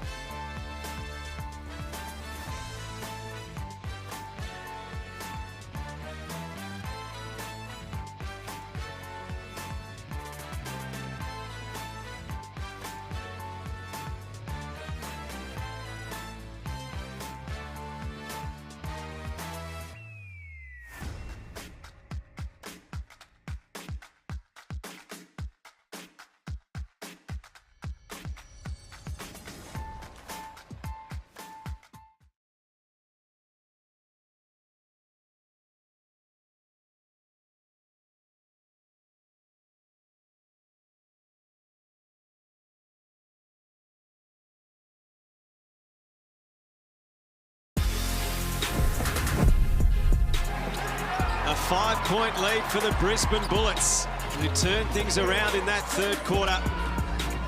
They trailed by 5 the halftime break. They have found their way to a 5-point lead heading into the last period. The locals are on their feet, hopeful. This difficult period for the franchise might be able to put it behind them with a victory here to get their season going. Tayshaun Thomas opening points of the final quarter to reduce the margin to 3. That's what they have looked good. They've done that from the open tip and then kind of gone away from it. Second and third quarter. 23 points to 13 in that third quarter. The Bullets' way. Kadee was a key constructor. Krebs was a key finisher, not this time. Get another opportunity. Thomas guarding Kadee. Krebs, Kadee fires it out. Mitchell for 3. Yes! Well, he was standing there for a very long time, about 7 seconds wide open, and they finally found him on the weak side and punishing yet again Perth's split line defense is DJ Mitchell. It's 52% from outside. He's nothing but net. There is another layup. Bryce Cotton, oh my goodness. It didn't get it to go. I tell you what, that last possession, I know DJ Mitchell knocked down the 3. Jason Kadee gets a layup down the other end. It's going to be a timeout here from John Rillie. Michael Harris's effort defensively. The Wildcats as a whole need to follow that young man. Here's the Amy replay. DJ Mitchell. And didn't go in like 52%, but he does knock it down. But yeah, Michael Harris, his energy, that's what they need. Well, biggest lead of the game for the Bullets at 8 points. And John Rillie, he's got to find something.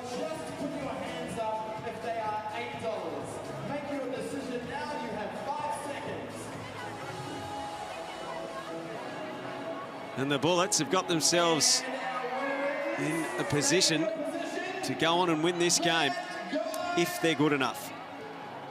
We know the Wildcats, what they have in their arsenal, and Bryce Cotton, he's capable, Jenny, of almost single-handedly winning this game for Perth. Oh, yeah, he is indeed. I mean, my money's on Brisbane at the moment. They've got momentum. I thought the third quarter was great, especially off the backs of Krebs and the likes of Jason Kadee. But Perth, if they hang around and they hang around long enough, especially when it comes down to the wire, you know Cotton can do pretty special things and get wins that shouldn't probably be their wins. But right now, momentum is definitely with Brisbane, and DJ Mitchell is doing really well in this fourth quarter as well. Mitchell with 7 points tonight, 3 assists as well. So, 8:45 on the clock, Bullets by 8. So John Rillie's had a moment to gather his thoughts and gather his troops. They need some Cotton magic. Wildcats, they look a bit flat on both ends. Was it pertinent that Alive was playing during that timeout? Maybe in a life being breathed into the season for the Bullets. There's no surprise. As it stands, the Bullets are winning the rebound count by 4. No Baines, no Harrison. They're out rebounding this Wildcats outfit. And it's not so much how it just directly leads to a win, but if you're out rebounding the opposition, it means that there's some physicality down low. You're throwing your body around, you're making an intent. We have not seen that all season, and even last year, in big moments, we didn't see it, and it came back to hurt them. Derek Rucker's courtside. Derek. Well, one thing I like that Sam McKinnon has done is he's ensured that this ball is primarily in the hands of his playmakers, like on that play. Nathan Sobey gets Harry Froling an easy opportunity inside. And I think in the Breakers game, one of the salient comments that Sam McKinnon made was to Nathan Sobey in a timeout. He said, hey, we got to get you going offensively. Sam is going to want his stars to be stars and go out there and be productive and make opportunities for the role players like Tanner Krebs, who's a very efficient 7 for 8 going into the fourth quarter tonight. A bit of a chuckle there. Harry Froling getting the foul off the ball. A little bump in the cutter of Bryce Cotton. Not a whole lot in it. If you tell what, if you're going to call that one, there's going to be a lot of them. Thomas, stolen. Kadee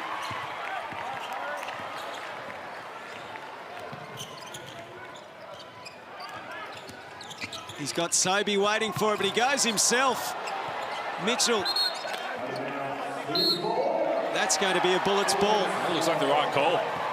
But again, where is that intent to limit them to one shot? You're down 10, they've got all the momentum. They miss a layup, and you've only got a point guard in there trying to crash the glass.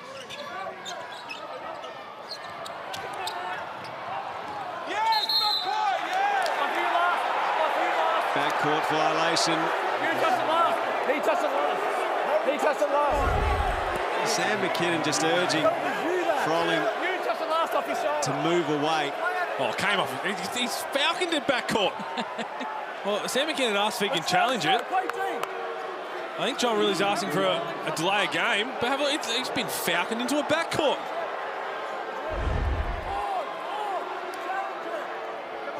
Oh. Come off Harry Frolling's shoulder. You can't challenge it.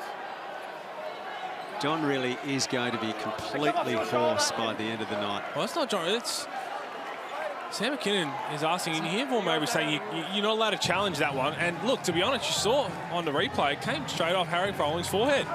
And the question is, why are you challenging that? You're up by 10 points. Wouldn't you rather keep that in your back pocket just in case when it gets close? Well, we talk about this a whole lot, but I know what you gain from it and what you potentially lose from it. Is Michael Harris, that's a quick trigger, and he can light it up from outside.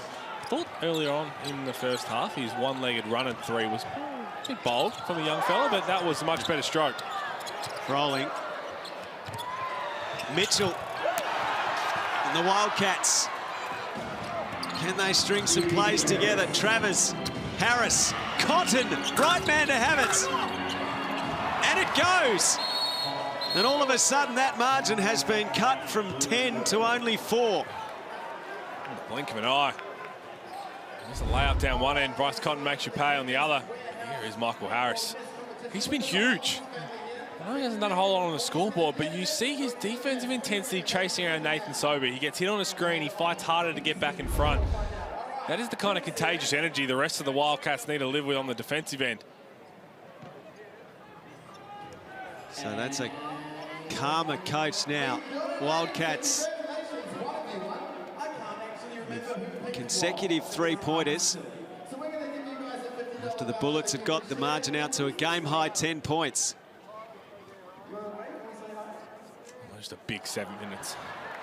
Well, if you fancy getting behind the wheel of a new car, I would highly recommend you enter this competition via nbl.com.au/winmg.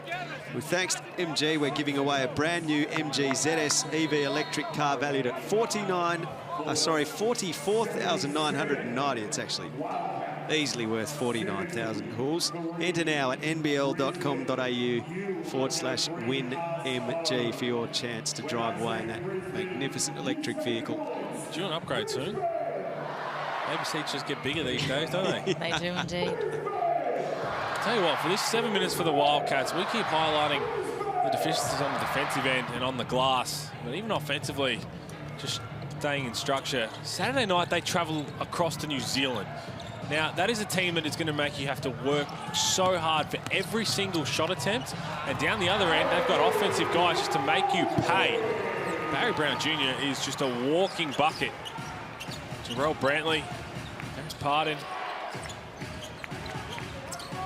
Travers inside, and Thomas with the finish.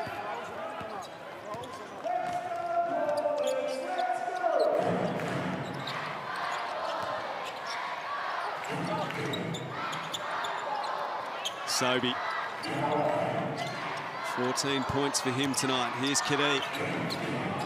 Frolling's in the corner, guarded by Thomas. Sobey goes himself and all the way to the bucket. And that's what you want to see from one of your marquee players, Nathan Sobey. We knew how big he was, 14 points, 10 assists last week. Now up to 16, 7 of 15 on the night thus far, but you want the ball in his hands down the stretch in this one. And those possessions before, you see what Michael Harris is trying to do. He's really trying to get up and in and play physical. It's great ball movement from the Bullets. Well, where's the help? Where's the last line of defense? You see it pop up there. The possession before, Sobey burns Harris because he's trying to get up and in. Where is that big guy, or whoever's on split line, the last line, to come across and help out? Cotton. What's he got? What magic in those fingers? Foul call.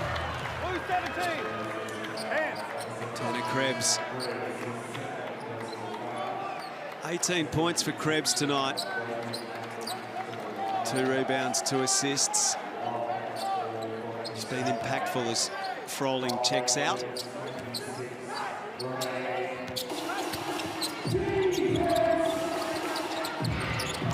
Cotton.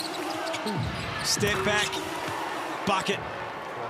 Margin is 4. Thankfully, no matter what game you're playing, you've still got number 11 running around. Travers gets a hand in, but Krebs is able to win it back. Keeps it alive for the Bullets. Kadee. Great defense. Manick got a hand in. Travers. Webster. It's probably just not the shot. It might have got away with a travel as well, but you've done such a good job down the defensive end. You forced them in to a turnover. Brady Manick steps up, gets the turnover. You want to slow it down, get through a really good set, because that shot from Corey Webster, you can get that any time in the offense. Sobey, contested tree. And that hurts down the other end. Big statement. Big statement indeed. 19 points on the night and really good buckets down this stretch in the fourth quarter. Webster, Manick. Travis, Harris for 3. Yak casually to Kadee and the Bullets. In transition, Sobey likes the look of this. Short, and Cotton with the rebound for the Wildcats. Plenty of time left for Perth, especially with the ball in Cotton's hands. He drives, he draws the foul. You kind of see Bryce Cotton saying, look, I'm going to take this on myself. 21 points for the night. We look a little flat. Yeah, a bit of a spark. Here's Nathan Sobey. And he's feeling good. The Brisbane Bullets are often feeling good.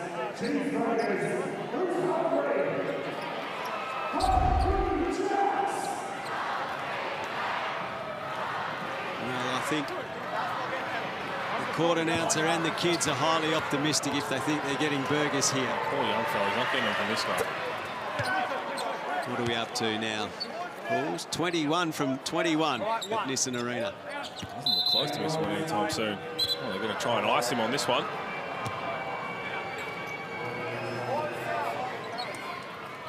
If there's ever going to be a chance. Oh, double ice. So Bryce Cotton currently on his season average 22 points, and that makes it 23. Margin at 5, 3 minutes 49 on the clock. Bullets in desperate need of a win after all the turmoil around the club.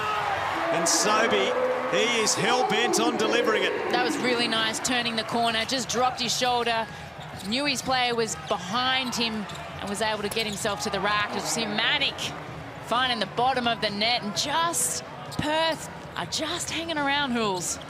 Well, they are. Gak, you just got to know. Yes, you got to help on Bryce Cotton, but Brady Manick is highly flammable. Tyler Johnson out to Sobey with the hot hand. Not this time. Gak tried to deflect it away from Manick. Webster takes possession. Travers feeds Cotton. That will be a Perth ball with 3 minutes remaining. So the Bullets had won 3 in a row after starting the season with 5 consecutive losses, then a couple of losses in the most recent outings to the Breakers and the Taipans.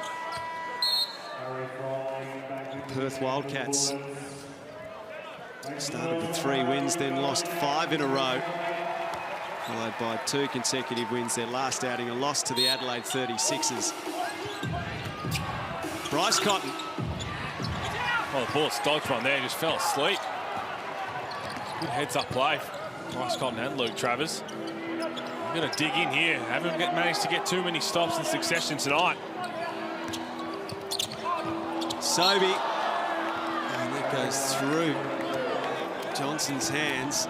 Gifts the ball back to the Wildcats. Tensions building inside Nissan Arena.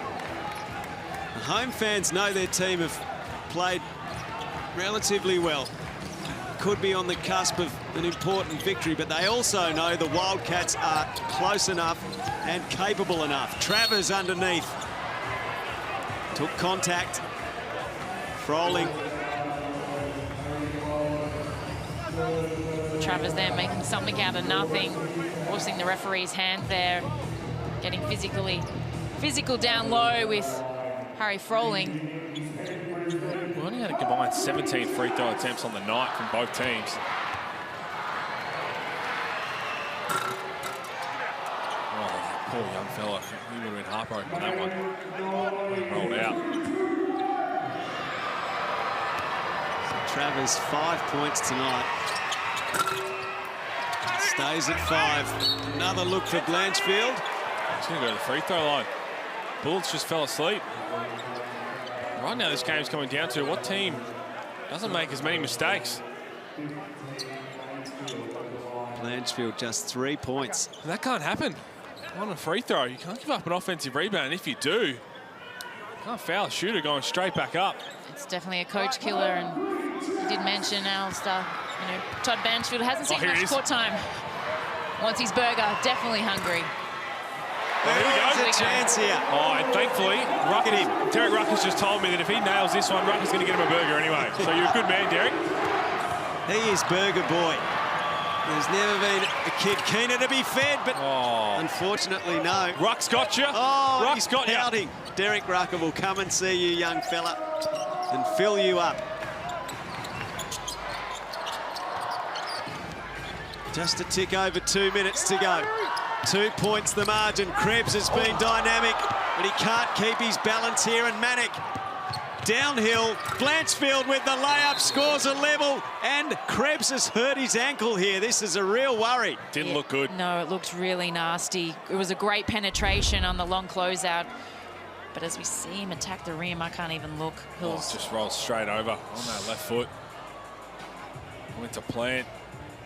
I'll look at it here, and just really unfortunate. It's going to hurt. And the awful thing was his body's going the other way, so the force going through that ankle is going to be excruciating and so disappointing considering. Oh, he's been exceptional. Yep, indeed. 18 points, 7 of 10 from the field. Let's hope that that's only a sprain, but you never know with how far that went over. Only touched the ground. And the discomfort level is high for Krebs, and the concern is great. And for those at home, ankles are a common injury in basketball, but they're never nice. And if you've never done one and you do it for the first time, and let's hope this is Krebs' first one, it can be very, very painful. And that's a couple of ligaments, I think, that have gone snap, snap. Derek Ruck has got the closest eyes on what's unfolding. Derek, down to you. Yeah, obviously there's a great amount of concern down here courtside, but you're right, Jenny. No matter how minor or how severe that ankle injury turns out to be, initially it always feels horrible, and it's something I truly do not miss about playing the game of basketball. And we hope Tanner's going to be all right. As you say, he may be able to get up and walk this off, but right now he's basically being assisted off the court with no weight, and it's a shame because he is really starting to find his space in this Bullets lineup. Yeah, it doesn't look good at all. Tanner Krebs, and he was down for an awfully long time. Replay said it all. He's been exceptional. Hopefully that is nothing. He doesn't miss too much time because he's been great in the Bullets. Can't afford to have another one sitting on the sideline. Well, been a lot of great cameo roles tonight. We've got a tie ball game, just over 2 minutes to go, and Krebs is a huge loss, but it'll be interesting to see who can step up for the Brisbane Bullets. Just to be clear, Derek Rucker did not shut down that he would buy that young kid a burger, so that is officially locked in.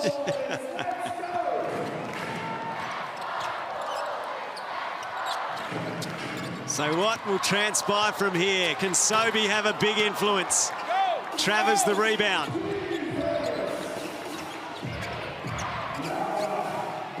Cotton needs to be watched very closely in these scenarios. Bypasses Froling. He runs into Kadee, and he'll go to the line. And those are the ones you saw. Luke Travers, he had Jason Kadee switch onto him. Harry Froling guarding Bryce Cotton, and he wasn't sure where to go. So where you've got to go there if you're Luke Travers is as far away from Bryce Cotton as possible. Sit in the opposite dunker spot or the corner, because Jason Kadee, who was guarding Luke Travers, still had a chance to come and help out. That's a mismatch. It's a mismatch for most people in the league. If you just hang around, you give your defender a chance to say, okay, I'm going to go and help out. We don't have to show him on these. This young fella's not getting his burgers. Oh, hello. It's been broken. Oh, hello. He has missed a free throw. No, never burgers. Arena. Never burgers, though. Stop it. Oh, hello. Oh, my. I'm not particularly good at what did you say? But I think he said, I'm getting something hungry. Kadee. So Wildcats leading for the first time since the early stages of the third quarter. Tyler Johnson with the bucket. Puts the Bullets back in front. Going right, he loves the mid-range jump shot. Just such composure as Tyler Johnson, the NBA veteran. We know what he's capable of. Beautiful play there. Blanchfield, baseline. Cotton, dangerous. Cotton fouled. He'll go to the line for three. Yeah. Huge. Now I need to see this one on the replay. Ooh. Just smart. Well, yeah, you're right, because he's kind of stopped on a dime. So if you're ever going to use your challenge... Here it comes. He's done it. But he knew that Tyler Johnson was going to contest on the side after that screen.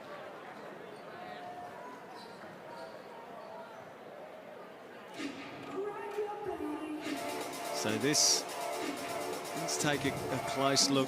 What did you, naked eye, your gut feel tell you, Jenny? Well, I think it's a foul. I think it's smart by Bryce Cotton. He knows how to draw a foul. We've seen him do it already in the first half of how to draw the foul from the three-point line.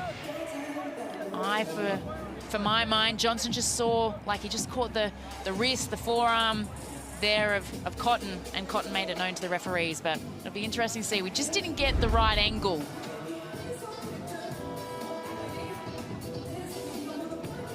It's whether it's after the ball's released. Well, he still hasn't come down, though, from his shot. And his feet back on the ground. But you see Tyler Johnson straight away. He wasn't happy. It's just going to be... Now, the replay center has a bunch of different angles than we have. So that's all that we can see. And we saw a little bit from the backboard camera, but there's still a baseline camera that's down the other end. They get to zoom in. We don't see any of that. So the replay center gets to see a bunch more that we don't. They can zoom in, go frame by frame. Is there enough to overturn it? Let's go courtside. Derek Rucker. And this is one of those cases, guys, where I say go ahead and roll the dice if you're the Bullets and Sam McKinnon. You got really nothing to lose. Plus, it does give you time to set yourself for the next possessions that are coming up. It was always going to be difficult to overturn it. And when I looked at the Bullets assistant coach's video, it was hard to see anything that was going to flip this decision. So Bryce Cotton levels things up. Now to put the Wildcats in front. No problem.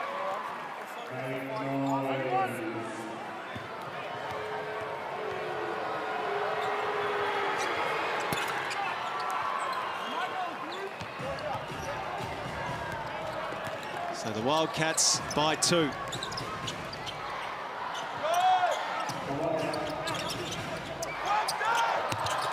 Tyler Johnson draws the foul. Gets his turn. Got done with a smart play down the other end. He just responded the exact same way. You know, the defense is out of position. They're playing catch up. And you can guarantee that our NBL camera operators never shy away from the action. Ross right there on the spot, unflinching in his commitment. He stayed with the angle too, didn't he? He was going to continue to just take that for the team. On you, Ross. That's why we get the best pictures in the business. Ooh. All right. Not 2 for 2. Well, both these teams are number 1 and 2 in the competition for free throws. That doesn't go either, but the put back there from Froling. This was last season all over again. Just big moments in rebounding. It happens so much in games that mattered. Webster. Manic.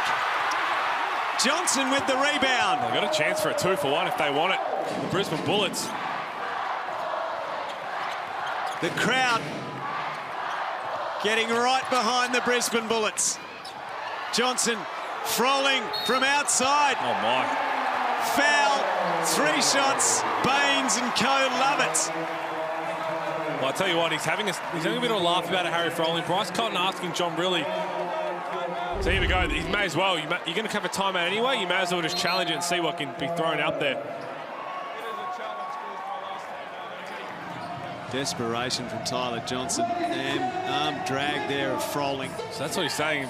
That's Harry Froling just having a bit of a laugh, saying just getting you on back. And you heard John Rillie, it's a perfect explanation. He's saying, look, I'm having a timeout anyway, so why not just use a challenge?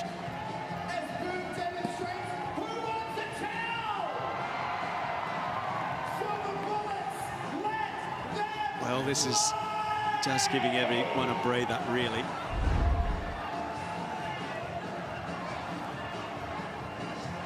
Left hand. I think Bryce Cotton was probably saying whether Harry Froling was trying to move his hand in, that's what he maybe thought into his way.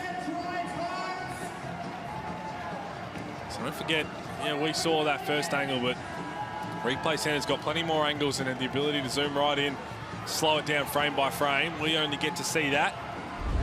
Coach challenge is unsuccessful. There you go. I think Bryce Cotton knew it. I think he knew it. He was just basically saying to John Rillie, there might be a way that maybe they say that Harry Froling caused the contact. We've still got a 2-possession game off the foul line. 3 foul shots here for Harry Froling. Big ones, in fact, in the context of this game. And then obviously 2 possessions left for Perth and Brisbane. Big fouls down the stretch. 2 fouls on the 3-point line. Lacking a little bit of discipline from both teams, but... So the job with Harry Froling. And he looks a man keen to own it.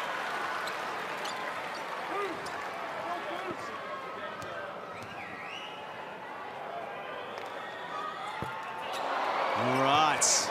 And another layer of intrigue added with that.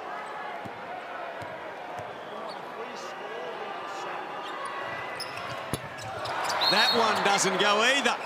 Oh, he's going to get another one. Wow. So that's a violation on, it looks like either Corey Webster or Luke Travers just going in early. Oh, I think it's in the end, it might be both. Yeah, you see Von Mabry pointing to Webster, but both him and Cotton went in before it hit the rim. That could be crucial. Crucial if he knocks it down. 7-11 are Brisbane on the night. He makes the most of the second opportunity. And the fans breathe a sigh of relief there. I'm surprised if they run a couple of people at Bryce Cotton. Game on the line. You want anyone else to try and beat you. If that's the case, this is the time where it's the Luke Travers to try and maybe go and set that screen to free up Brady Manning. Brady Manning's the one you want. If they're not going to double team Bryce Cotton, get it out of his hands. Travers to level things up in a big way. Or just do that. Oh, yes. Nice little horn set there. Manning obviously fed for that 3. And Travers just dived really nice with the ball on the floor and threw it down with some authority. They're always going to double. He made himself available and then just put him on a poster. And tell you what, he had a little point to the referee just saying, hang on, there's been plenty of other contact. There's enough contact in this one to give me an extra free throw. Well, John Rillie's never been to overtime. We know Sam McKinnon's never been to overtime. We have a level ball game with 22.6 seconds on the clock. So this is going to be interesting for the Wildcats. So Brisbane, if you're Brisbane, take the last shot. Worst case, you go to overtime. But Wildcats only got 2 team fouls. Pretty sure they're going to try and be fouling quickly out of this timeout, try and get their foul count out and get to the bonus and put the Brisbane Bullets on the line. They haven't shot well this quarter from that position. So the Wildcats looking to go to a 50% winning record The 36ers are 6th. The Jack Jumpers are 5th, and both of those teams have a 50% winning record. If the Wildcats lose tonight, they'll drop back to 41.6. Derek Rucker to you. All right, guys, drama-filled 22.6 seconds here in Nissan Arena. Let's look for Nathan Sobey to get into an on-ball situation with DJ Mitchell. As Sam McKinnon said, go to work. Absolutely. I'll tell you what, put some heat on the rim. Force the referees to call a foul. Here is Sobey. Had an excellent night. 21 points for Nathan Sobey. Smart play, Mitch Norton. Just trying to get the foul count up.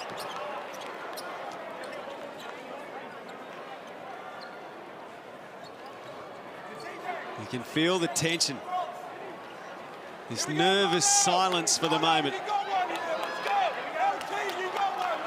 Well, except for John Rillie, of course, who's not been silent at any point, really, tonight. Sobey. He puts up the shot now. And here the Wildcats, no, they don't get the chance. Mitchell, the follow-up, Froling. And the timeout. The overtime. The time expires, and for the first time, John Rillie in his coaching career goes to overtime, and Sam McKinnon in game 2. 92-92 it finishes at Nissan Arena. They can't be split. Well, if you're going to win, you might as well earn it, and they're going to have to earn it in overtime. Just an unfortunate last play there from Sobey. Had so many other options as Harry falling down low as well with a mismatch with Mitch Norton on him as well, but took the 3. It was pretty entertaining second half. Tanner Krebs, who's had an outstanding night, injuring his ankle. Looked to be a nasty one. Can't see him returning. And the Bullets and the Wildcats. Peter Hawley, we have got some entertainment coming up. And I know Nathan Sobey, I mean, he's 3 of 11 from outside, so he's 3 of 10 before that shot. I would have liked to see him put some heat on the rim, try and get downhill. He hasn't been to the free throw line, but maybe force the referee to be in a position to, they're going to call a foul. And you can see here as the clock runs down, he's playing with it with Blanchfield, and you see Mitch Norton down low with Harry Froling. Easy mismatch. DJ Mitchell almost comes up with a putback on the offensive glass, but either way, we're going on overtime, gents. Oh, at least he's smiling, guys. Oh, I don't like the location of that ice, though. Achilles. Krebs, that's extremely worrying. I hope not. So he went down in that final quarter. Well, that would just be devastating. Let's hope it's not anything serious at all, because he, not just tonight, last couple of games, he's been tremendous. All right. So what are the strategies at play here? What are the messages? What's being constructed? This, for both these teams, so important tonight. The Bullets with only 3 wins, the Wildcats, they feel like they should be further up the table. I'll tell you what. How you feel and what you're doing are completely 2 different things. The Wildcats should be going home right now with a win. That lane violation, the last minute, give them an extra free throw, and in the end, well, you can't go back, because there's plenty of other things in the game, but just those little lapses of concentration. Nissan Arena's rocking, and why wouldn't it be? And it should be. They've been pretty good tonight. There's been some great cameo roles. Jason Kadee doing his thing, 15 points, 7 assists on the game as well. Has looked after the ball, indeed, with only the 3 turnovers. Nathan Sobey shooting at not the greatest clip, but 21 points, has led from the front for his Brisbane Bullets. Now the question is, can they use the momentum of this Nissan Arena to get that win that they so desperately need? Tyler Johnson got it back.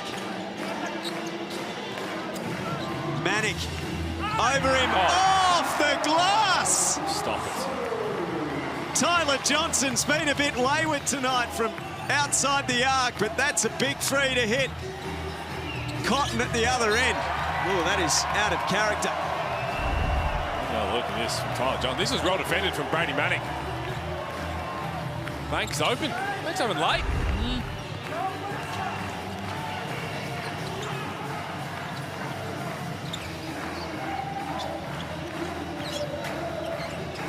Marks the 2 points for Johnson. Sobey goes to work. Kicks it out to Kadee. Contested three. No. Frolling the rebound, though. Johnson likes the look of this. Blanchfield. Oh, had two really good looks. Oh, it's picking up Luke Travers. Travers to Cotton.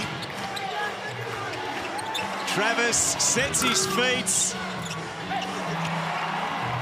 The putback from Webster doesn't go. Well, he's no one 0 of 4 from deep as Luke Travers tonight. We know that's the area that he struggled with. Sobey fouled on the way to the basket. Ross has taken another one. Ross. Invoice twice, Ross. Invoice twice. He's going to need an ice bath afterwards, but he's not putting his body on the line. Well, it's not his contract to get hit twice. Ross is no one-hit wonder, Pete. I'll tell you someone that got hit then, that was Cotton. Great screen there from Harry Froling to allow the space behind him for Sobey to find himself to the rack. That's the intent and the purpose I would have loved to see in that last possession of the fourth quarter with the ball in Nathan Sobey's hand. Exactly that. Because you're either going to put themselves in a position to foul or use your athleticism and get a layup.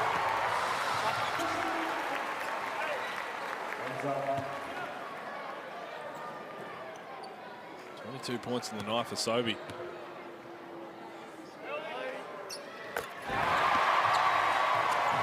He's having quite the night, Nathan Sobey, and there's yet more work to do to help get his team across the line. Webster into the paint, puts up the floater. Kadee in transition. Johnson, Froling, foul. So we'll file that one in the audacious category. We like the audacious category. I'll tell you what, Brady Manick was fuming down the other end. He felt he got pushed in the back. So having a look at it here, had a clean run. He said he got shoved. Look, I don't often see him get that animated. And here's Harry Froling. I think in the NBL1 actually threw down I'll take that. In the NBL1, he played in Mount Gambier at the Ice House. Threw down 3 massive dunks down the one end. If anybody knows which end I'm talking about, that room is 9'4" down in the Ice House in Mount Gambier. It has been forever.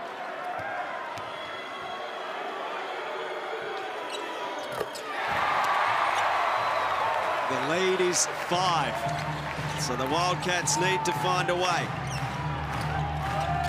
And remember, I'm sure many will, watching back to '94 at Boondall, these two teams the first ever to play 4 overtimes. Good again, Let's not go there, Al. Tayshaun Thomas. The fatigue factor's going to be high if we go that far. Sobey controlling the tempo here in offense for the Bullets. Kadee. Wayward with his pass.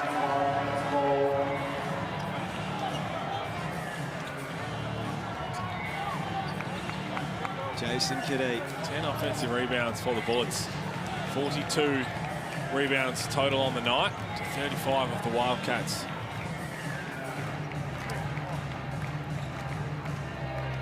Just going to fix the clock here. Seats have been abandoned at Nissan Arena. They're no longer required. This isn't even edgier seat stuff. It's gone beyond that. Cotton for 3. And he's fouled again. So this is a continuing problem for the Bullets. It's a competition-wide problem, Bryce Cotton, full stop, for opposition teams. Well, that's what he does. He plants that foot, creates all that space, and I'll tell you what, it's the easiest one you'll ever have to call against him. DJ Mitchell just trying to give him a hug. And it's hard to contest because he creates that much space. If you want to try and get anywhere near it to affect the shot, you've got to jump so far. And just cleaned him up. With his 27 points tonight, Bryce Cotton has gone back in front. I am putting down these 2 missed free throws on the night on you because you had to bring up that he hasn't missed in Brisbane. I want this young fella fed. He's already getting fed. And I don't want Derek out of the pocket for it. Not again.